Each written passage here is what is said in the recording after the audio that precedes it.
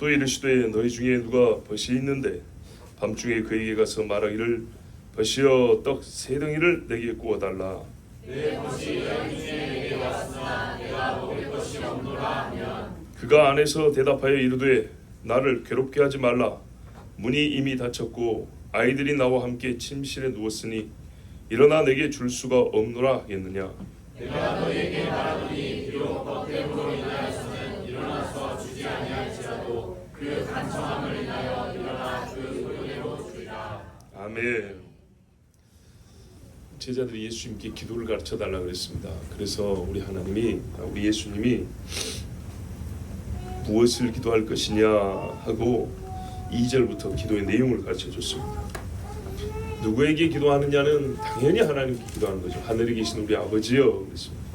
최종 목적이 뭐냐면 하나님의 이름이 하늘에서 같이 땅에서도 이루어지이다. 아버지의 뜻이 주의 나라가 이루어지게 하옵소서 이겁니다. 자, 그런데 여러분, 기도의 자세, 나 마음을 생각한다면 기도에 대해서 더 배울 게 있습니다. 뭘 바라고 기도할 것이냐, 우리가 기도할 때 뭘 기대할 수 있는가. 어떤 의미에서는 기도하는 사람의 믿음이 중요합니다. 이에 관하여는 우리가 흔히 말하는 주님 가르쳐 주신 기도에 거기에 다 들어있지는 않습니다. 주님 가르쳐 주신 기도에는 대개 내용이 중심을 이루고 있습니다.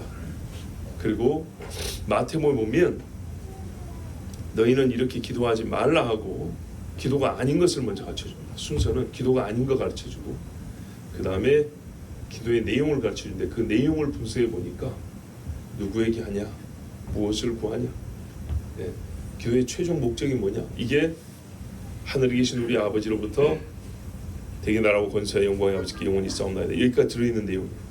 자, 그런데 이 기도하는 사람의 마음은 어쩔 것이냐, 이 말로만 하는 기도가 아니고 이 기도 말하는 나는 무엇을 바랄 것이냐, 그죠? 이것도 우리가 기도에서 배워야 되는 겁니다. 그것을 우리 주님이 이어서 가르쳐 줍니다.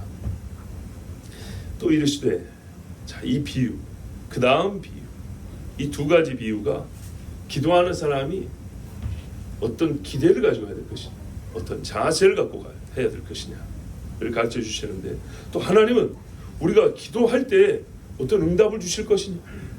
우리는 기도하지만 응답이 없는 기도는 무슨 소용이 있겠습니까? 하나님은 우리 기도를 어떻게 들으시는가에 대하여서도 기도하는 나를 보고 계시는, 기도를 들으시는 하나님에 대하여 가르쳐 주시는 기도에 대한 남은 교훈들입니다.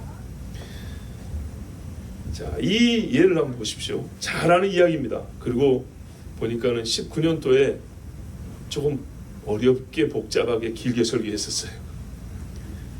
우리 내 벗하고 치면 바로 나옵니다.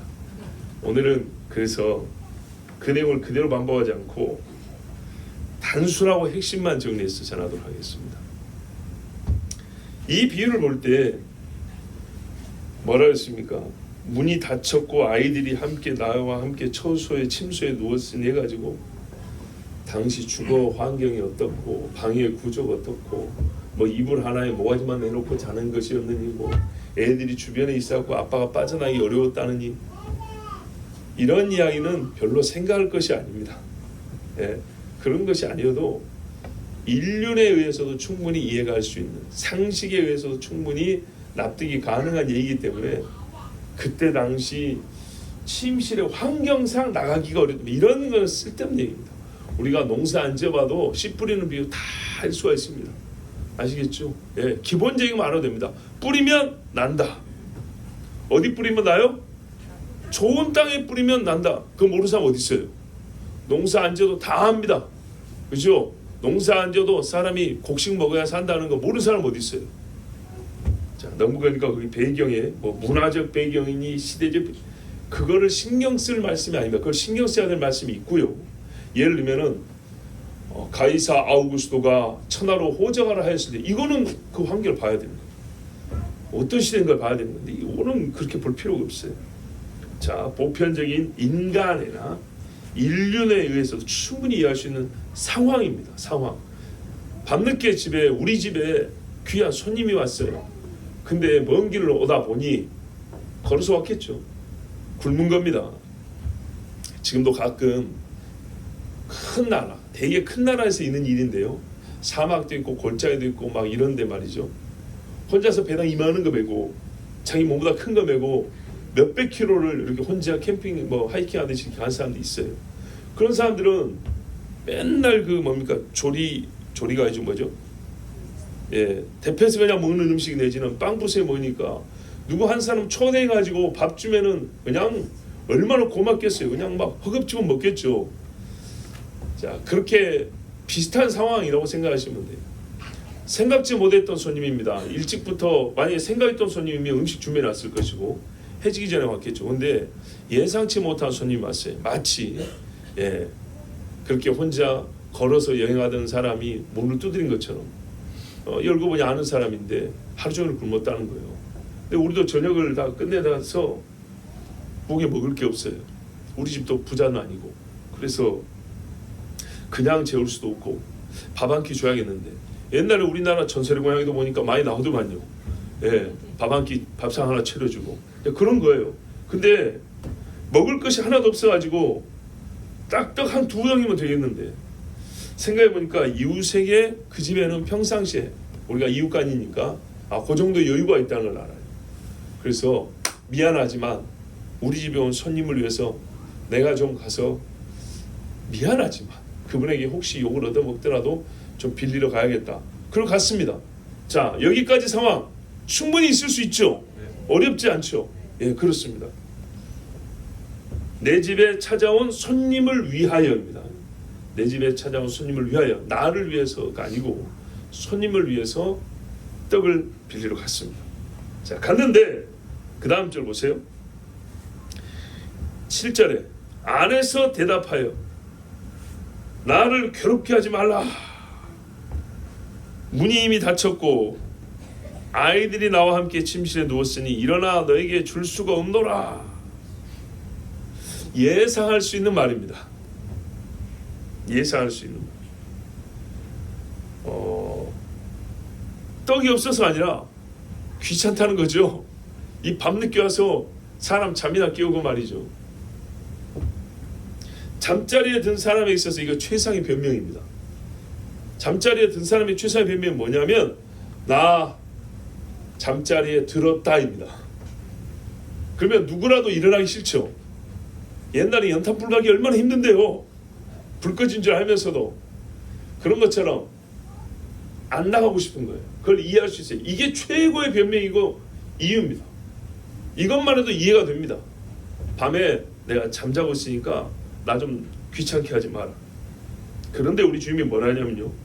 최상의 변명이고 대개 이렇게 거절하고 끝낼 수 있는 상황이란 겁니다. 그런데 주님이 뭐라 그랬어요? 하겠느냐? 그랬어요. 결코 그럴 수 없다는 거죠. 왜요? 아하, 배고픈 사람이 있다는 불쌍한 마음이 들어서요? 그거 아니랍니다. 저 부른 사람이 내 친구야. 친구니까 일어날 수밖에 없지. 그렇게 말씀하셨습니까? 아니죠. 사실요. 친구기 때문에 거절하고 내일 가서 미안했다 이러면 돼요. 친구니까 거절은 어렵지만 친구같이 화해가 잘 되는 데도 없어요. 나 어제 너무 피곤해가지고 문 못 열었다. 미안하다. 미안해. 에이, 이러면서도 또 친구니까요. 그가 안 좋다고 또 원수질 수는 없잖아요. 그렇게 무마하고 해결할 수 있어요. 근데 그게 상식적으로 가능한데 우리 주님은 그럴 수 없다. 마치 절대 안 되는 일처럼 그랬어요. 뭐 왜 안 되냐 했어요. 맨 마지막 절입니다. 8절 같이 봅니다. 시작. 내가 너희에게 말하노니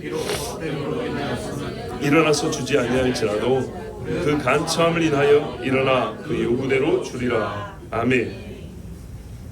야, 얼마나 다급하고 중요한 일이면 이 밤중에 와서 잠자는 사람을 깨우기까지 했겠느냐.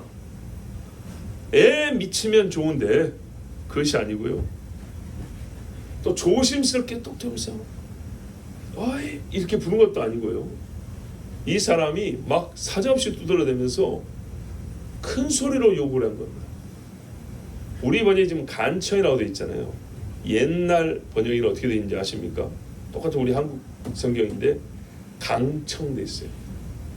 간청과 강청은 한 끗 차이인데 다릅니다. 간청은 간절하지만 간절 이렇게 할 수 있어요. 강청은요 목소리 자체가 달라요. 아이 좀 일어나 봐. 아이 대답할 때까지 계속 두드리는 이게 강청이에요. 간절하면서 강하게. 잠을 잘 수가 있습니까? 온 식구 다 일어나게 생겼죠. 그러면 애들이 아빠 막 그러겠죠. 한마디로 인류는 저버릴 수 있어도 귀찮은 거는 못 이긴다는 겁니다. 그죠? 그 강청에 간청도 들어가 있어요. 간청도 당연히 들어가 있는 거예요. 간절하지 않으면 그렇게 크게 말 안 합니다. 간절하지 않으면 부르짖지 않습니다. 부르짖음 안에 간절함도 있고요, 강함도 있어요. 그래서 기도를 보면 부르짖는 기도는요 간절하기도 하지만 우리 인간적인 표현일지 모르지만 기도가 강해요. 네, 능력이 있어요. 친구로서도 일어나 줄 수 있는 것이지만 아까 말씀드린 대로 친구라는 관계성이 거절의 이유도 됩니다. 오히려 그래서 그러잖아요. 가까운 사람한테는 잘 못하고 남한테는 잘한다고 이런 말도 그렇게 나오는 겁니다. 그래서 그 강청함을 인하여 소용대로 주리라. 2덩이, 3덩이 빨리 가져가라는 식으로라도 줍니다. 또는 그 사람마다 다릅니다. 이 집 주인이요 그 강청함을 보고 좋게 줄 수도 있어요. 얼마나 급하면 이렇게 와서 찾았겠는가, 얼마나 필요한가 하고 이렇게 많이 줄 수도 있고요. 못된 사람 같으면 개놈 새끼 잠도 다 깨우고 빨리 가져가 그러면서 확 줄 수도 있고. 어쨌든 지금 얘기는 주는 사람의 인품을 얘기하는 게 아니고요, 이러든 저러든 그 강청함에 못 이겨 준다는 얘기입니다. 그리고 이제 떠오르는 이 말씀과 똑같은 떠오르는 장면이 저한테 몇 개 있어요. 저희 아버지 이야기인데, 제가 말씀드린 대로 예전에 한 20-30년 전만 하더라도 개인이 주사약을 살 수가 있었어요. 주사를 놓는 건 솔직히 불법인데 주사약을 약국에서 팔았어요. 그래서 근데 개인이 주사약을 얼마나 뭘 알고 놓을 수 있겠습니까? 근데 아버지가 병원하고 약국을 하도 많이 다니다 보니까 주사약을 꿰고 있어요. 그래가지고 80년대 90년대 우리 집에 주사약 가방이 있어요. 통이 있어요. 약통이. 예, 피부 항생제부터 염증약, 감기약, 해열제 뭐 별거 다 있어요. 주사기도 삶아서 썼잖아요. 옛날에 삶기도 하고 일회용도 있고 막 그랬어요. 그래서 제가 어릴 때도 주사 안 맞으라고 도망다니던 기억이 있어요. 예, 그 미끄럼틀에 거꾸로 타고 머리가 한번 깨졌다 했죠. 피가 막 이렇게 흐르는데 약 하나도 안 먹고 주사도 안 맞았어요. 피가 흐르면서 주사 안 맞으라고 도망다니고, 그때가 한 6, 7살 정도. 뭐 그때부터 주사를 놨단 말이에요. 근데 시골에 돌파일이 약사가 둘이 있었어요. 예. 근데 그 양반들은 당시에 80년대, 90년대 초반에 감기 주사 한 대 10,000원씩 받았어요. 굉장히 비싸죠. 근데 왕진이기 때문에 그 이해해 줘야 돼요. 예. 왕진이기 때문에 뭐 1km, 2km, 3km 걸어야 되니까. 하여튼 밤에요. 집에 전화가 옵니다. 12시, 1시. 시골에서 1시면 어딥니까 그게. 예? 한겨울에 우리 집은 부잣집이 아니어서 사시사철 일을 했어요. 그러면 겨울에 새벽 5시에 일어나서 김 그거 하러 나가가지고 들에서 바람 부는 데서 찬물에 그 과정이 굉장히 복잡합니다. 수작업을 하는 거는. 그런 다음에 그거하고 또 바다에 가가지고 다시 또 바다에서 뜯어와야 되고 그거 말려야 되고, 진짜 밤에 자는 시간 5시까지 요거 빼고는 계속 일해야 된다. 주일날 빼고. 근데 그 꿀잠을 자고 있는 시간에 새벽에 전화 오면 누가 일어나고 싶겠습니까? 근데 아버지 친구들한테 주로 전화가 옵니다. 같이 자식 키우는 입장이잖아요. 우리 집 애가 지금 열이 많이 난다, 어쩐다, 기침을 안 그친다. 그러면은 낮에 그 약국에 가고 약사한테 돈을 주고 주사를 맞을 것이지. 안 맞고 밤까지 기다렸다가 자고 있는 우리 아버지가 깨웁니다. 그러면 어머니는 어떻게 할까요? 가지 말라고.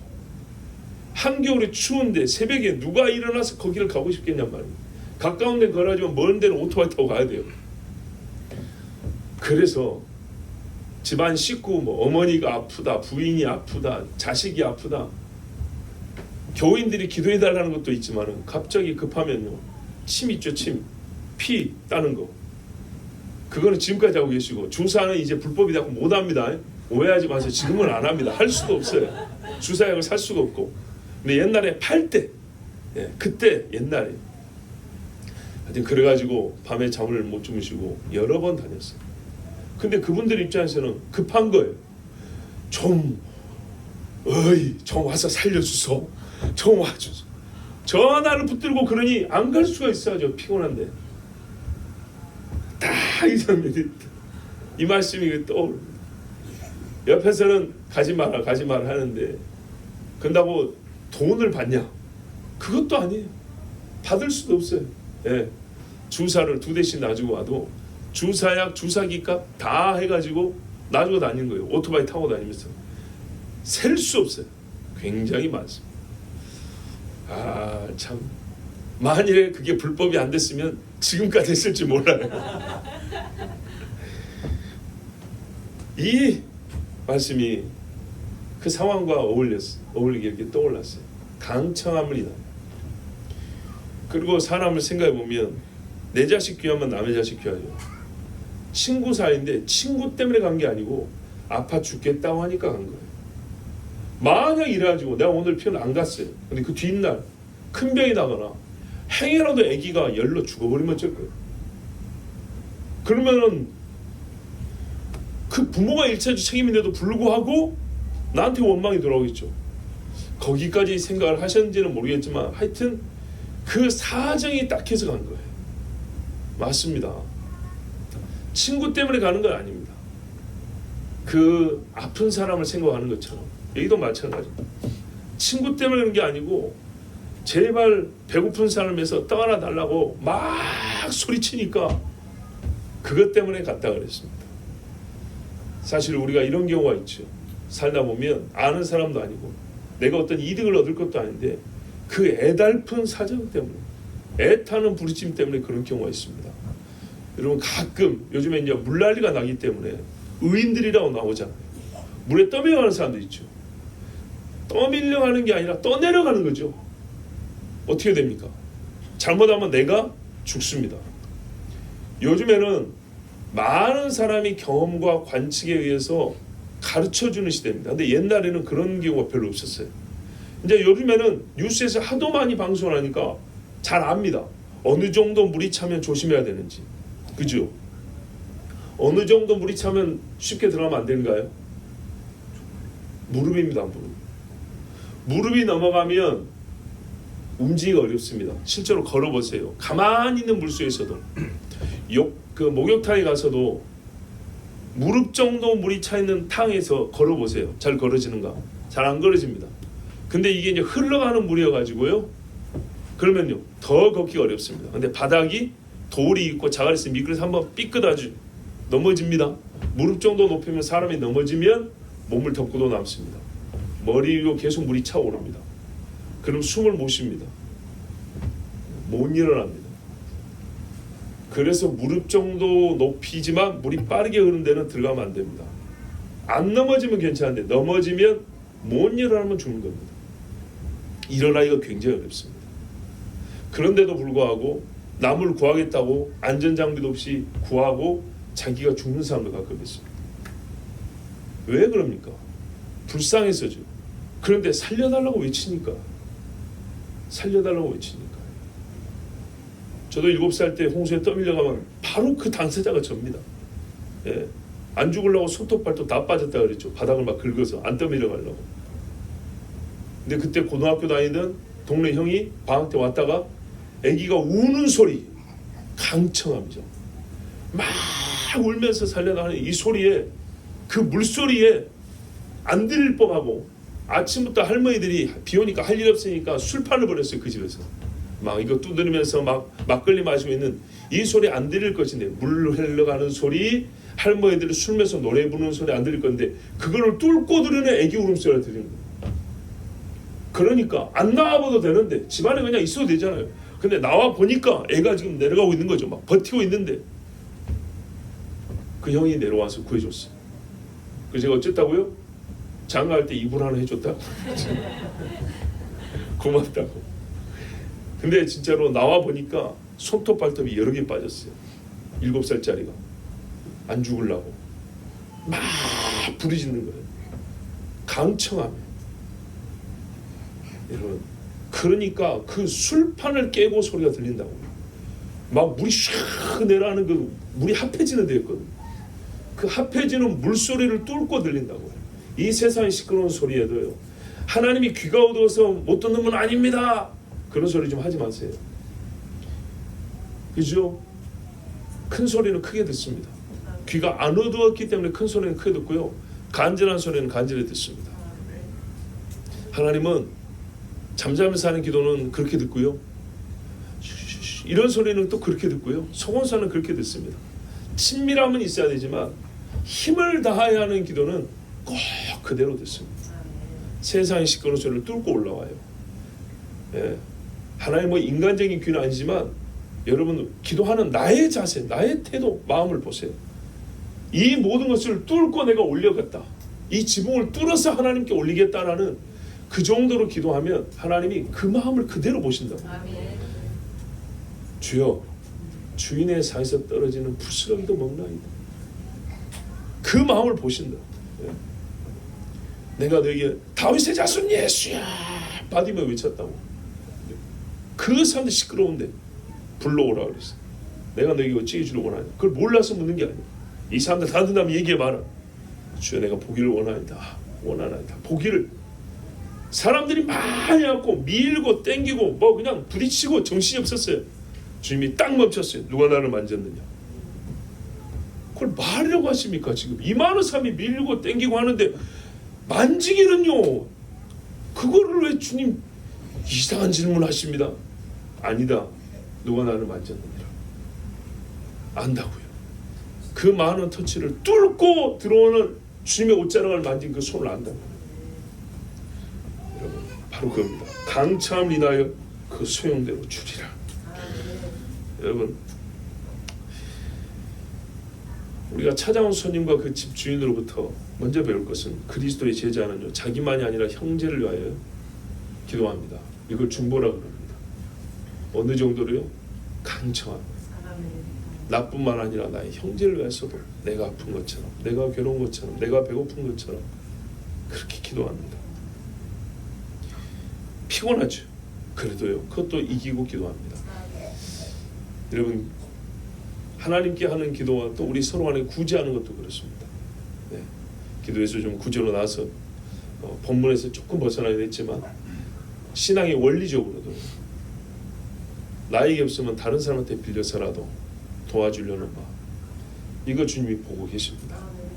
내가 반드시, 하나님이요 뭐라 했어요? 흘러가는 물에 나뭇가지를 던지면 그게 어디로 간지 알겠어요?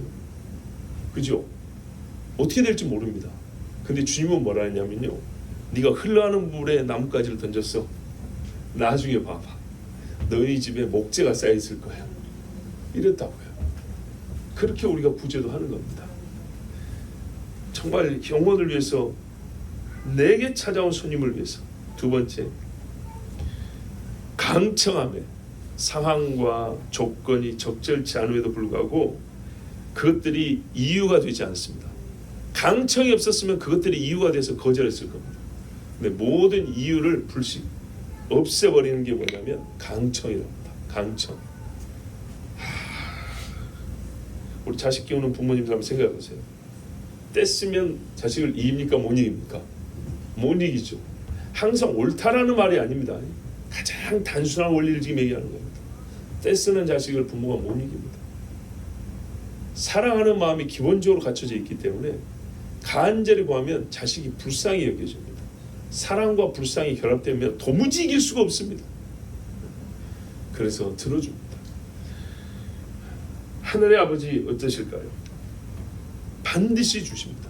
반드시 준다는 거예요. 근데 문제는 뭐냐? 강청하느냐? 강청하느냐? 내가 아버지 앞에 간청하느냐? 강청하느냐? 이 두 가지가 있어야 된다는 거예요. 내가 너에게 줄지라도 너희가 내게 구하여야 할지니라 그랬어요.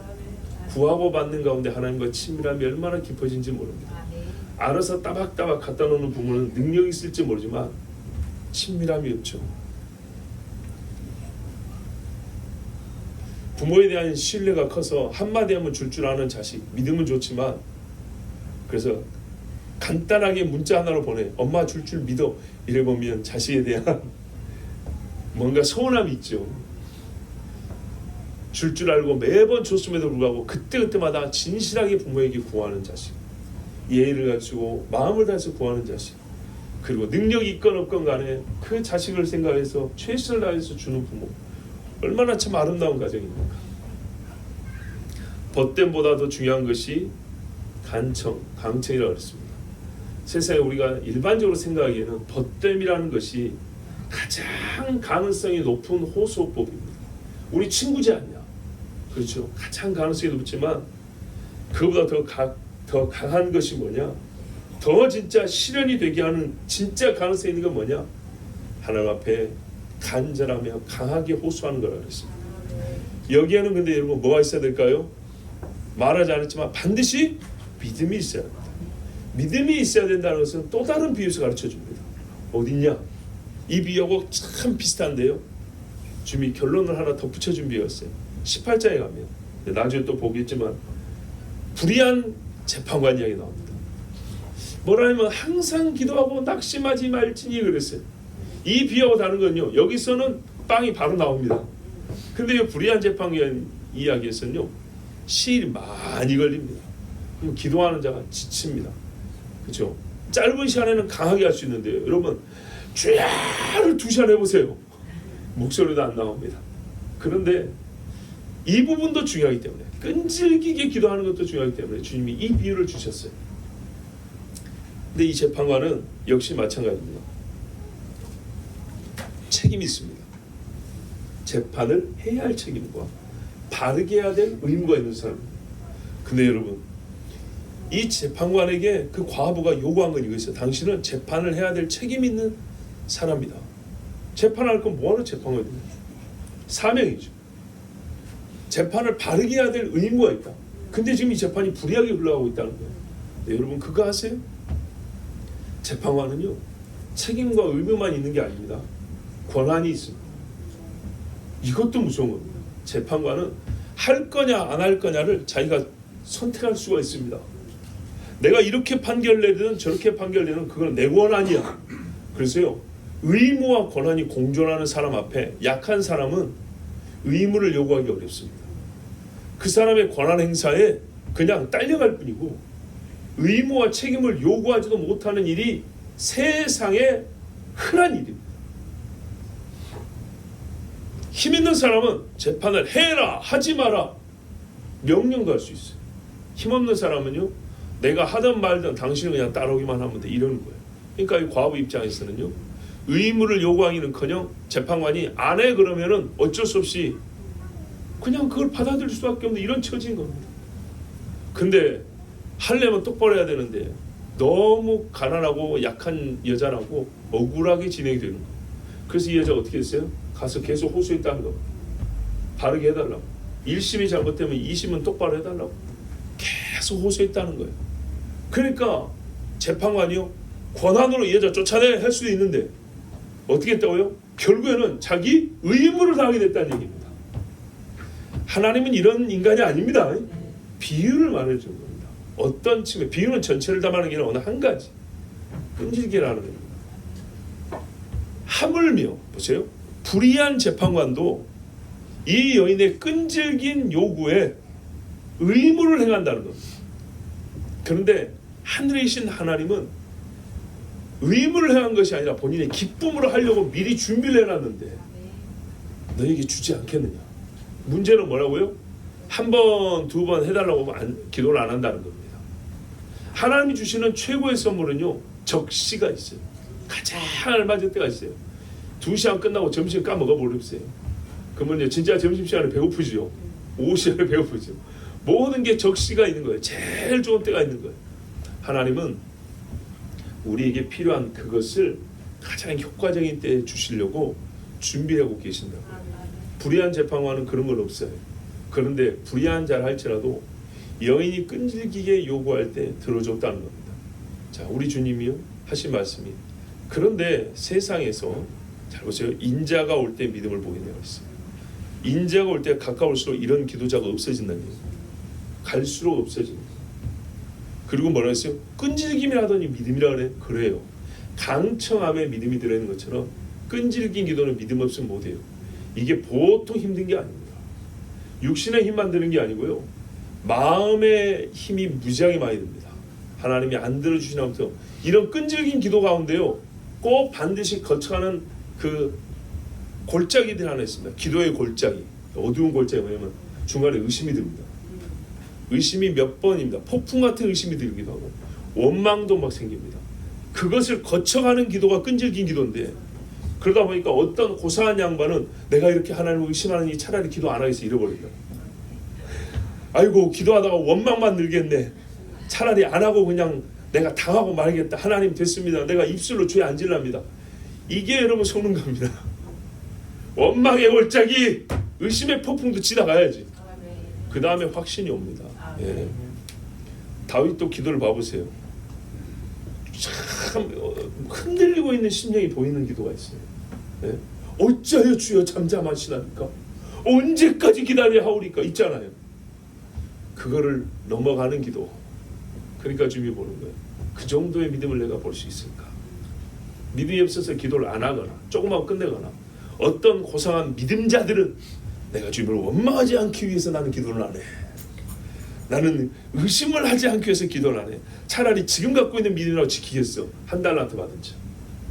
이거 쓰다가 잘못되면 어떡할까?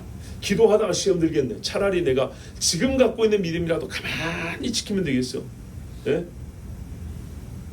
매니큐어 칠하고 말리는 것처럼 말이죠. 가만히 있으면 되겠어. 천만의 말씀. 우리가 하나님 앞에 기도의 모습과 자세, 마음을 어떻게 해야 될지 말씀 통해 잘 배워야 됩니다. 그렇게 인자가 올 때 믿음을 보겠느냐? 필연적으로 가능할 것 같은 상황도요, 안 되는 일들이 있습니다. 응답의 가장 유력한 조건과 이유를 내가 갖고 있어. 내가 이렇게 기도하면 하나님이 반드시 들어줄 거야. 이건 하나님이 거절할 리가 없어 같은 그런 기도들을 갖고 있을 때 더욱이 끈질긴 기도를 못합니다. 왜? 이 기도 제목은 하나님이 당장 기뻐서 기다렸다는 듯이 들어줄 것 같은 그런 기도. 그럴 때일수록 하나님이 우리를 시험해 본단 말입니다. 안 주려고 하는 게 아니에요. 그런 인간적인 기대 이상의 하나님의 관점에서 이 응답에 대해 보는 눈이 생길 때까지 하나님이 연기하실 때가 있어요. 여러분, 다윗도 그 고생이 10년입니다. 도망만 10년입니다. 차라리 10년 끝난 다음에 기름을 붓든지, 기름 부어놓고 도망다녔다. 사도 바울 이방인을 위한 나의 그릇이나 해놓고 파송을 아직 10년 동안 안 해줘요. 그거 어떻게 합니까? 다메섹 갔다 쫓겨나가지고 불러주는 사람도 없고 갈 데도 없고 그 능력 있는 사람이 고향 다소에 가가지고 처박혀 있던 거예요. 우리말로. 예. 바나바가 가서 데리고 왔다고 했어요. 그분들은 어떻게 하죠? 하나님께 원망의 10년? 불신의 10년? 아닙니다. 계속 기도하는 중에 때가 돼 하나님 불렀습니다. 믿음을 보겠느냐. 자, 여러분, 사람과 비교할 수 없는 인자와 공의를 가지신 하나님입니다. 만약에 우리가 원한이 있다면 풀어주실 것이고 배고픔이 있다면 먹여주실 하나님입니다. 예수님이 친히 보이셨잖아요. 이 사람들이 3일 나와 함께 있었는데 가져온 음식은 다 떨어졌고 그냥 보내자니 해질녘에 어디 가서 해먹을 때도 사먹을 때도 없고 집에 가는 길은 멀고 어쩌면 좋겠냐, 먹을 것을 좀 줘야겠는데 제자들아 했더니 전부 다 하필 그 중에 누굴 불렀죠? 주님이? 빌립인가? 예, 빌립아 먹을 왜 또 나요? 근데 주님이 그렇잖아요. 먹을 것을 주라고 어떻게 어디서 주라는 얘기입니까 도대체? 믿음이 있어야 됐습니다. 그래서 누가 가져왔습니까? 안드레? 애기 그거 떡 그거 가져왔죠. 이야, 믿음이 좋아요. 그죠? 우리 같으면 어떻게 했을까요? 그 애기 데리고 와서 야야 조용히 너만 저기 가서 자면서 다 뺏긴다. 이거. 그거 냄새 맡고 옆에 있는 애기들이 울면 어떻게 할 겁니까 이제? 엄마들이 와가지고 미안한데 조금만 좀 나눠주겠니? 이러면은 다 없어지는 거죠.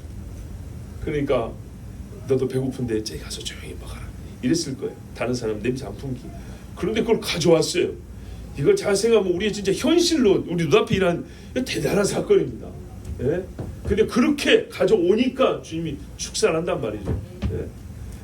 하나님이 해주고 싶지 않아서가 아니고요. 우리가 주님 앞에 베이는 믿음이 없고 기도말이 없는데, 들리는 기도말이 없고 보이는 믿음이 없는데 하나님이 뭘 해주시겠습니까? 왜 해주냐? 우리 육신의 만족을 위해서 아니라 우리 영혼을 위해서 해주시는 겁니다. 자, 본래 공의를 사랑하는 하나님, 자녀를 사랑하는 하나님 들어주십니다. 근데 우리 두 비유에서 뭐가 문제입니까? 구하지 아니함이 문제죠. 어떻게 구해야 돼요? 하늘에 계신 우리 아버지여 이름이 거룩히 힘을 받으시오며 나라의 운율만 맞출 게 아니에요. 리듬감 있게 말 게 아니에요. 이게 한 10년 하면 처음에 하늘에 계신을 배운 사람하고 10년 차, 20년 차 이게 운율이 다르다. 뭐 이런 것에 신경 쓰지 말고 간절하게 진짜로 정말 농담이 아니고 이 주님 가르치신 기도가 진지하게 될 때가 있습니다. 하늘에 계신 우리 아버지요. 그리고 뒷말이 안 나올 때가 있죠. 얼마나 하나님 앞에 이 기도가 진짜로 들려지는데 하나님 하늘에 계신 우리 아버지 믿지 아니함이 문제입니다. 주지 아니하실까 믿으십시오. 간절하고 강하게 기도하시고 끈질기게 기도하십시오. 이것을 주님이 믿음이라고 그랬습니다. 믿음. 그러나 인자가 올 때 세상에서 믿음을 보이느냐. 우리 주님이 얼마나 참 가슴 아픈 말씀을 하셨습니까? 제자들이도 내가 어느 때까지 너희와 함께 있어야 너희가 믿겠느냐. 내가 얼마나 많이 보여야 너희가 믿겠느냐 그랬는데 여러분 그러면 우리 주님 질문에 우리가 어떻게 대답해야 될까요? 베드로가 말입니다. 이렇게 말했어요. 예수님을 부인한 주제. 네가 여기 있는 많은 사람들보다 나는 더 사랑하냐. 이 말은 이 사람이 나를 사랑하는 것보다 네가 더 사랑하냐. 그럼 싸움 납니다. 아니고 네가 네 옆에 동생 여기 동료들을 사랑하는 것보다 나 예수를 제일 많이 사랑하냐. 그러니까 베드로가 제가 주님을 사랑하는 줄 주께서 아시나이다 그랬어요. 세 번 물어보니까 왜 자꾸 세 번 물으시? 내 거짓말인가 나 진짜인데 그래가지고 주여 제가 주님 사랑하는 줄 주께서 아시나이다 그랬어요. 야 베드로 교만이고 솔직한 사람이에요. 분명히 있는 건 있는 거죠. 예. 그러나요 큰 소리로 대답은 못했을 겁니다. 인자 올 때 믿음을 보겠느냐. 우리의 대답도 베드로의 대답처럼 확실해야 합니다. 분명히 믿습니다. 주여 제가 믿습니다. 그러나 우리가 교만하지 아니하고 또 주님 앞에 참 불신의 죄를 지은 적도 많기 때문에 우리의 대답은 이것이 가장 맞지 않을까 생각합니다. 주여 보잘것없는 믿음이지만 제가 주님을 믿습니다. 이 작은 것이 무엇이 되겠습니까만 이 조그만 도시락이 이 많은 사람 앞에 뭐 누구에게 먹을 수 있는 얼마나 되겠습니까만 이렇게 하고 주님 앞에 갖고 왔어요. 주여 심히 작습니다만은 제가 주님을 믿습니다. 여러분 이 고백과 함께 기도하십시오. 강청하여 기도하십시오. 내일 이 기도의 기회가 주어집니다. 기회로다. 이 시간은 은혜 받을 기회로다. 믿읍시다. 받읍시다. 이후의 기회를 믿지 마라. 이후의 기회를 믿지 말고 오늘 주신 은혜의 날 하나님 앞에 믿음으로 강청하십시오. 자 오늘부터 기도합시다. 하나님 아버지 감사합니다. 나에게 믿음을 다하여 주시옵고 주여 강청하는 기도를 올리게 하여 주시옵고 하늘에 계신 아버지 하나님이여 들어주시옵소서. 하늘에 계신 나의 아버지여, 내가 구하나이다. 심히 작사오나 내가 주님을 믿나이다. 아버지, 우리가 강참에 기도합니다. 우리 영혼을 위하여 기도합니다. 우리가 하늘문을 열기를 위하여 기도합니다. 하늘에서도 불고 땅에서도 부는 권세를 허락하여 주시옵소서.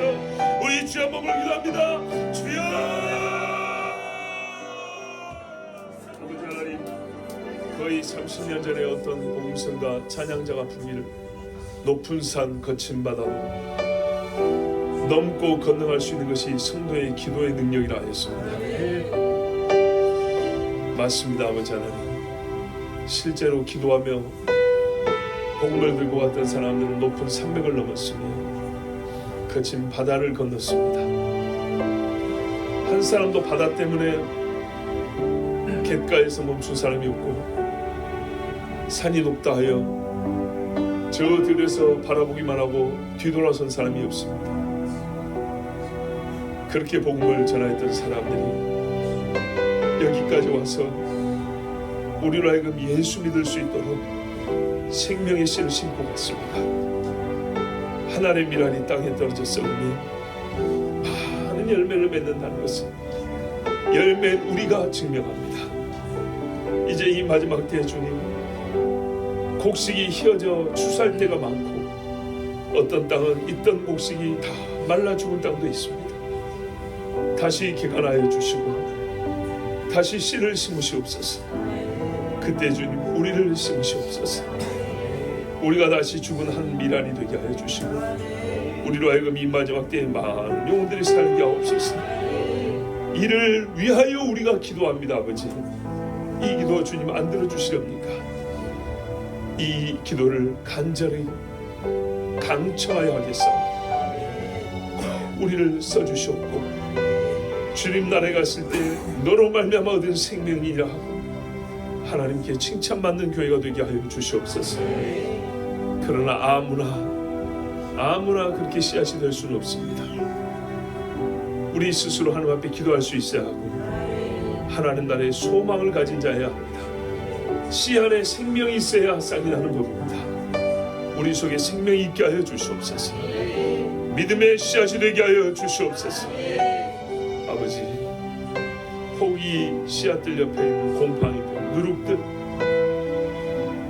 많이 있는 줄 아는데 이번 수련에서 다 제거해 주시고 정결하고 깨끗하게 하여 주사 하나님이 쓰실 만한 씨앗들이 되게 하옵소서. 성령께서 인도하시고 오늘도 우리에게 복 주심을 감사하며 예수 그리스도 이름으로 기도하옵나이다. 아멘.